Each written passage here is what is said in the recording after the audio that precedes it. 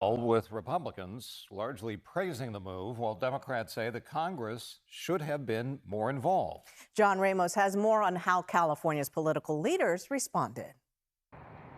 Here in the Bay Area, elected officials and observers are speaking out about the president's willingness to take military action around the world with or without congressional approval.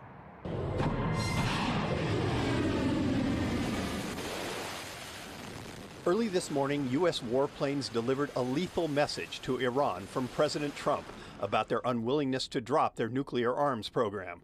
But along with it, he also expressed a message to the Iranian people about overthrowing the current regime. The hour of your freedom is at hand. Stay sheltered. Don't leave your home. It's very dangerous outside. Bombs will be dropping everywhere. When we are finished, take over your government. It will be yours to take. This will be probably your only chance for generations. But for generations in this country, there has been a debate about how much power one man should have to conduct war. South Bay Congressman Sam Liccardo says Congress was never notified about the president's plan to attack. This president has a moral and constitutional obligation to tell the American people what is the objective of this war.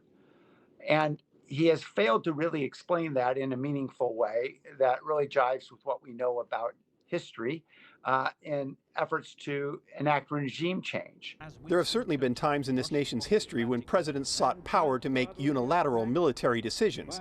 That persisted until Vietnam, when Congress enacted the War Powers Act, requiring the president to get approval before conducting extensive military operations. This is a president who ran on a pledge to avoid forever wars, to not engage in reckless military interventions abroad. And we are seeing invasions of Venezuela, of Iran, threatened invasions of allies like Denmark and Greenland. This is completely out of control.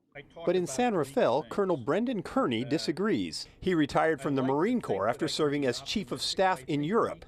He says President Trump may be bombastic at times, but at least he does what he says he will do, and that is important in dealing with adversaries around the world. I spent half my career around the world, most of it in Asia.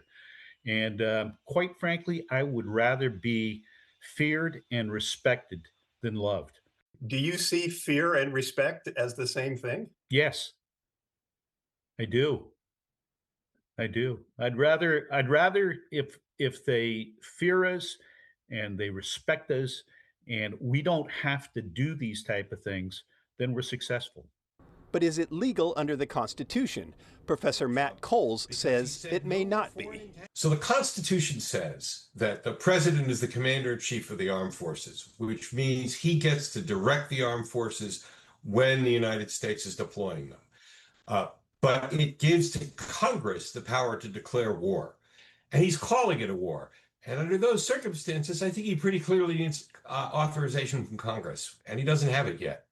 But here's where things get pretty murky. The Supreme Court has traditionally bowed out of the issue of military power, leaving the Congress and the president to fight it out, usually in the court of public opinion, to decide who will hold the power. I think Americans are not used to thinking of it this way, but constitutional law gets made by us as well as by the Supreme Court.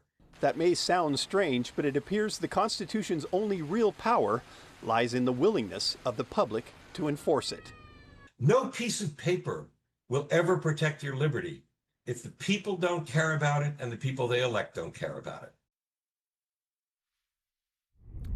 Well, we'll have much more ahead on this story, of course. Stay with us for the latest on the conflict in the Middle East right here or streaming on the free CBS News app.